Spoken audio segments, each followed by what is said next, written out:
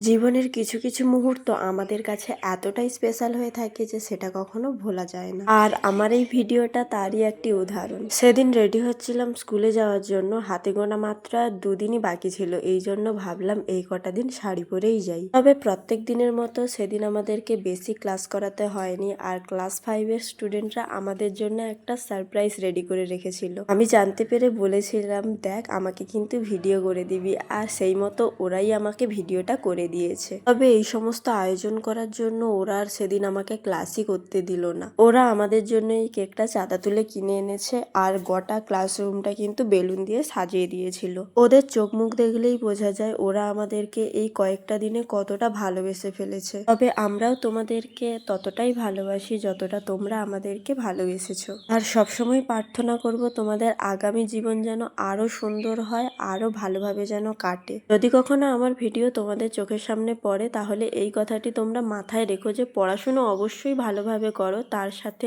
তোমরা ভালোভাবে মানুষ হয়েও মানুষের সাহায্য করো, মানুষের পাশে থেকো। কারণ তোমরা তো আগামী প্রজন্ম, তোমরা যদি ভালো না হও তাহলে এই পরিবেশটা কি করে বাঁচবে বলো তো। যাই হোক, এখানে আমরা কেক কেটে সেলিব্রেশনটা করে নিয়েছি, আর ওরা খাওয়ার থেকে মুখে মাখিয়েছে বেশি। শুধু এগুলোতেই ওরা থেমে থাকেনি, আবার এক্সট্রা গিফটও তৈরি করেছে আমাদের জন্য। এই সকল খামে বিভিন্ন রকমের চকলেট আছে, আর ওরা একটা ডেরি মিল্ক দিয়েছিল, আর 5-এর ক্লাসের বাচ্চা আমাকে 3টে আম দিয়েছিল, আমার বান্ধবীরা 2টো নিয়েছে।